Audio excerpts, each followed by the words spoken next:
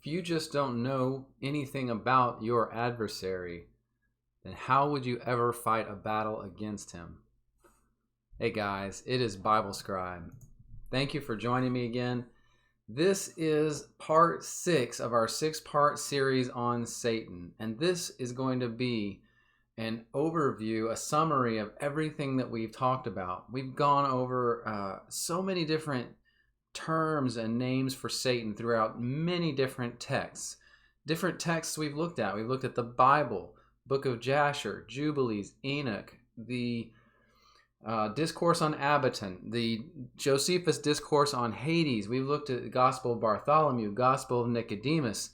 I'm at a loss. The Ascension of Isaiah, the Apocalypse of Abraham, all these different writings talk about this being that we call Satan. And there's many, many more. But, I looked for sources that had the most information and most specific, direct information about Satan. And so we identified lots of different names for beings that could be Satan, the one we're looking for. And we went through all those in the first 5 videos. But now in this 6th video, we are going to connect everything together. We're going to tie all the loose ends together. We're going to look at how everything that we've studied relates in a summary form. So here's the things we're going to go through in this video. We're going to have a summary of the information on Satan, just brief bullet points. We're going to then talk and look at the names of Satan that we've gone over and where they fall, which are synonymous, which are not, and which we just don't know. Then we're going to look at the attributes of Satan. We've, over the course of this study, we should have a list of attributes that we can ascribe to this one being, Satan, that is cohesive and makes sense together based on all the parallels from everything we've read. We're also going to look at this adversary attribute of Satan and what that really means. And then the last thing we're going to do is I'm just going to bullet point everything that I feel like I am confident that I know about Satan in order of a chronological type order, so that we see the story of Satan and what has happened through history with this being. So I think with that, we'll get into the slides and go ahead. So in summary, to boil it all down, what does all of this mean about Satan? I think that we can come away from this. If you've watched my other videos, you can definitely say Satan is a specific being. There is generic terms for Satan's or devils or adversaries, but there is also many, many references to a specific being that name is used for, a specific name and a specific being. He is definitely an angelic, demonic being. Though different names are used for him from time to time and in different writings, there seems to be one Satan who shares attributes across those names, so that's how we know it's talking about the same being. There are also other beings that people confuse with Satan. Obviously, there's different names that we've gone over that are confused with or projected to be Satan, but are not. And then Satan and all his various names have similar descriptions. One that they share is Prince of Spirits. And so, there's a lot of commonality. That's one of the most common, is this idea of lordship over spirits in the lower realms under heaven. So, names of Satan. And so throughout all my videos that we've done, the 5 that we've done, and this being the 6th, we have seen these different names, all that are on this screen right now. But if you have gone through the research with me, you will know that this first list we have identified are directly and specifically talking about the same attributes of the same being. So that list is Satan, devil, Azazel, Mastema, Beliar or Belial, same word, different spelling, or Beelzebub. All right, and so these terms from the reading that we've done and the writings we've gone through, including the Bible, these are synonymous. They all are used in various ways at various writings and times to signify a specific being that I will call Satan.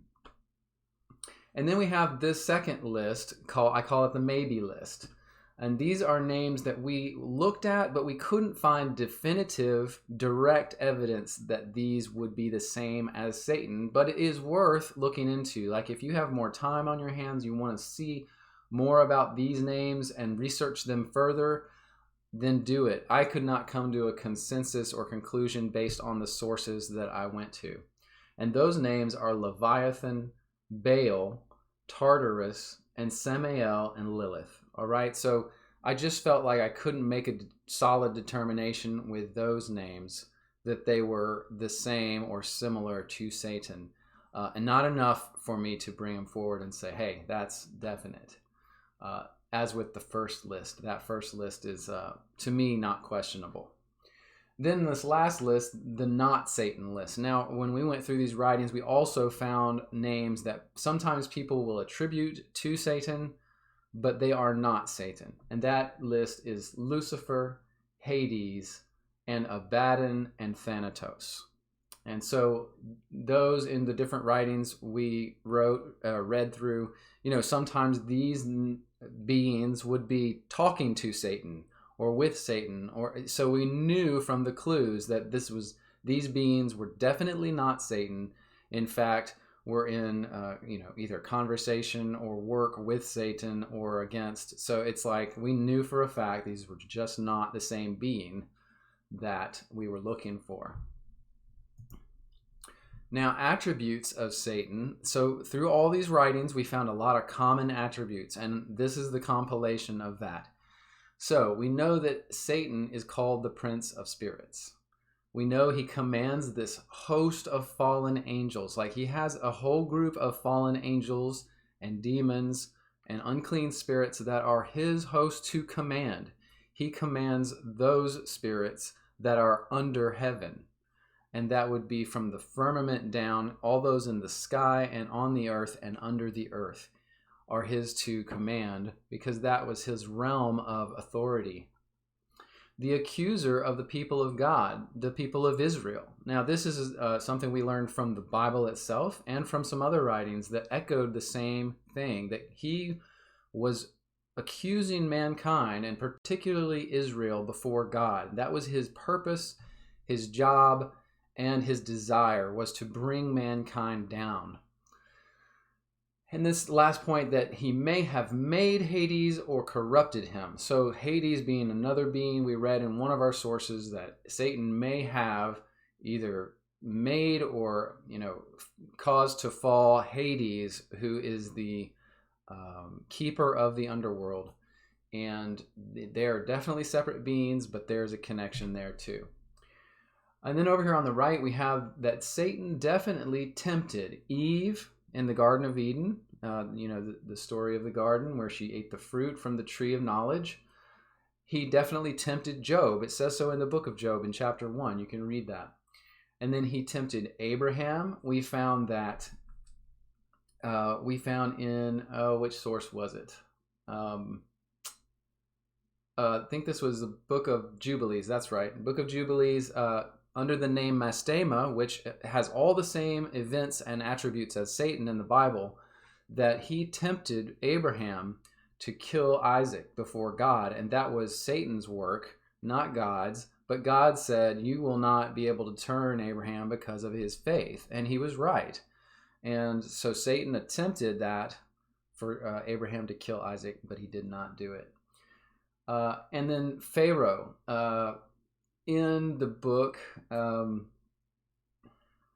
also in the book of Jubilees, Mastema, the other name for Satan, he tempted Pharaoh and hardened him against the Israelites. It wasn't God's work necessarily. So Satan did have a role in that. And then he definitely tempted Jesus Christ in the wilderness for 40 days. If you remember from the book of Matthew and all the synoptic gospels, that Satan went to the wilderness and tempted Christ in 3 different ways in the wilderness there. And the Bible describes that event very clearly. So is Satan just an adversary, or is it something more? Because, a lot of people I've heard it from a lot of people. Satan is not a being. The term doesn't ever mean a single being. It's talking about a generic adversary, and it's different everywhere it's used. Well, the problem with that is no one in the early church believed that. None of the apostles, none of the students of the apostles that we have writings from, they all agreed there was a being, Satan, and they spoke of him as Satan or the devil. So that argument doesn't make sense in the context of Christianity, period. But the word Satan itself does mean adversary and is occasionally used both ways, as a name for this being and as not a name for this being, but as the word adversary. However, the use of the word in the New Testament is very specific. We can see the places it's talking about the Satan, the one. There's one named Satan and the devil, and that he has the same job in all those instances. So we know the attributes are the same, signifying it is a being. It always meant the same fallen angel entity, from the Garden of Eden, which was the serpent spoken of, to the sacrifice of Isaac, to the temptation of Christ, and the prophecies in Revelation. It's always the same fallen angel entity called Satan. So we have, again, it's all the attributes, it's the commonalities that make it make sense. And, this has been agreed upon by scholars generally for, thousands of years. So the idea that it is not an entity is just wrong. Many people try to use the general meaning of the term as an argument that there is no being named Satan, and this is misleading, as I've explained. It has a general meaning, but it also is used specifically in many, many cases. And you would have to take each one and look at it to understand the context of each passage and what it's trying to tell you. Whether the entity's name is Satan or not, which I would agree that this entity's real name in heaven or in the spiritual realm is Satan, is wrong. It's not. We read a few passages where it looked like his original name may have been Satanael, right? So again, echoing that adversary word in Hebrew, but making it an angel name by adding the L on the end of it, which signifies God, a son of God, an angel. So whether it's, Satan, quote unquote, is his name or not, is not relevant. It's really not relevant. The same entity is meant in all these cases. So we don't have to worry about, is Satan the real name? Well, there's a lot of angels, for instance, Abaddon, which we read about, whose original name was Moriel. And we don't have to worry about, we're not using Muriel, so you must not mean anything. Well, that's not logical. And in the same case, Satan, even though Satan is probably not this angel's real name, we can use it as an identifier for the same being because it's consistently used throughout Scripture and all the other sources we've looked at, Jewish and Christian, including Mishnah and Talmud and all these other things. Everything Jewish and Christian is talking about the same being, and it is a being. So this is now, I wanted to just compile my bullet points of everything that I do know about Satan based on all the sources, all the research. And it is, I tried to put it in chronological order, so it's like the story of Satan as far as I know it, based on everything we've read. So let's go down through here. Satan was the first created angel, and Gabriel was the second. When Adam was created, Satan would not serve him as God commanded. His pride was based on his feeling that he was created before Adam and should not serve him, though God commanded angels to serve mankind. Satan and 600 of his angels were cast out of heaven to earth because of their refusal to obey God concerning Adam and serving Adam and worshiping Adam, who was God's express image, was he not? Satan, being a seraphim, or a being of fire, a high-level angel entity, lowered himself to the earth plane, the material dimension that we live in right now, the earth. And he did this to destroy Adam. That was his goal. Because he, or Satan, feared God, he instead tempted Eve to get to Adam. So this was his whole goal, was to destroy Adam. So he figured through Eve he could do that. After his success in tempting Eve and causing Adam's fall from his bright nature, which is out of the book of Adam and Eve, if you read that, Adam's fall from his bright nature to the material earth and a flesh nature, Satan continued to work to destroy Adam and Eve and their progeny forever. It was his goal. It was his desire. It was everything that Satan wanted to do. Satan was instrumental in the fall of the angels that also took human wives, and this is recorded in the Bible: Enoch, Jubilees, Jasher, the Dead Sea Scrolls, Baruch, the Testament of Reuben, etc., etc., etc. There is so much record of that infraction by these angels that took human wives and caused sin upon the earth before the flood. It's really unquestionable. But Satan was instrumental in that, based on the book of Enoch. And a host of angels came and fell to the earth realm in this incursion with the Nephilim. All right, so at that time, another host of angels fell to the earth. And Satan taught men secrets of the angels, secrets of heaven, that included making weaponry and making war upon the earth. And as punishment for the problems that he caused, Satan was not allowed to ascend into heaven again. He and his hosts were confined to the earth and the underworld. This is recorded in Enoch 14. Satan was given dominion by God over the fallen angels and demons and spirits of the air, the lower angelic beings, anything from the firmament down. Not the heavens, but the firmament, the earth, and the underworld. Satan became then the accuser of mankind before God, and God gave him his portion. And that portion was those on earth who decide and desire wickedness. They decide to go against God. They follow their own lusts and desires and are wicked. God gives them over as the portion of Satan's inheritance. All right? Satan tempted Eve and Adam in the garden. Satan tempted Pharaoh. He and his hosts were the angel of death in Exodus that killed Pharaoh's firstborn sons, all of the firstborn of Egypt. He tempted Job to forsake God in Job chapter 1. He tempted Abraham to kill Isaac as a sacrifice to stop the line of the Redeemer. If he had been successful, do you realize the line of Christ would have stopped and Jesus would not have been born? Perhaps that was his goal, but Satan went before God and said, I'm going to tempt Abraham to kill Isaac, just like he did with Job. It's a very similar story, and it's because that was Satan's goal, was to tempt men away from God, and those would be his inherited portion. Satan tempted Jesus Christ when he was in the wilderness in the New Testament, in Matthew. Satan motivated the Jews to crucify Christ on the cross. He was behind that push, and that was in some of the writings that we read, even outside the Bible, that he was behind that push.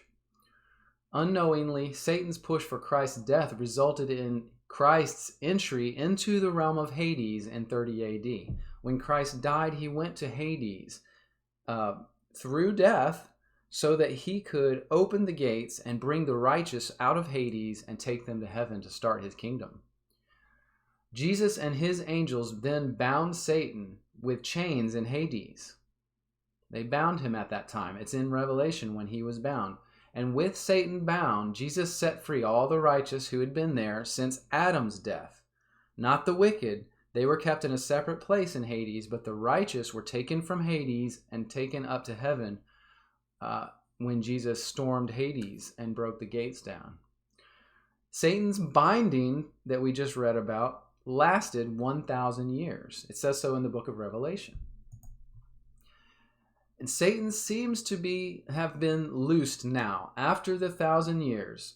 And this is based on some research I've done in other videos, and this is just my viewpoint, and you can have, obviously, you may have your own, but this is what I see when I see these scriptures and I compare it to history. That Satan seems to have been loosed after the 1,000 years in about 1070 AD, when the Muslim Turks came into power and took over the Holy Land. Now you might remember this is at the time of the First Crusade. It happened just after this, and The siege of Jerusalem was in 1099. God overcame Satan and his armies from Gog and Magog, mentioned in the Revelation, chapter 20, in the siege of Jerusalem in 1099, and they were defeated completely. Again, I have another video on that. I probably will do more in the future to flesh that out a little more. And then Satan will, at some point before the final judgment, be thrown into the lake of fire by God. This is also in Revelation 20. And based on what I understand at this point, I do believe this is still to come. We also have just, as far as I'm concerned, the evidence of Satan's work on earth. This deception we're talking about through this whole video, where Satan's whole goal is to deceive men, to bring them away from God and keep them from realizing the truth of who God and Christ are. Based on that being Satan's number one goal, I see that occurring every day still here on earth. So I know in my heart, I believe that Satan is still alive and well, doing that work, still guiding as much as he can the forces of unclean spirits that still dwell underneath the heavens to carry on that purpose. And it is, to collect his portion of mankind away from God and try to take as many as he can with him to the underworld and to his realm. But that will be judged at some point. From the prophecies I've read, there will be a judgment against not only Satan and his hosts, but against all the hosts of heaven, because so many have fallen. And there is so much division and, I don't want to use the word chaos, but just so many different factions and things going on in the spiritual realm right now that I do believe from some of the prophecies I've read, specifically in Enoch and other places, that will be judged. The whole host of heaven will be judged, and that heaven will be changed itself. And that is food for another video. So that is the end of my study on Satan. Thank you so much for being with me up until this point. It is because of you guys that I do these videos, and because God has told me to do these videos. So I'm trying to stay faithful in doing that and making as much truth known as I can possibly do. And I give him the praise and glory for that. If you liked anything in this video, if it at least helped you understand some things or see some things you hadn't before, or in any of the previous videos, if you just are seeing this video, there's a ton of background in the first 5 videos of this series that will help you get to where we have been now in this video with this information. So I encourage you to go back if you haven't. But if you can, like and subscribe. If you want to get the alerts when I do the new videos, then hit your alert button.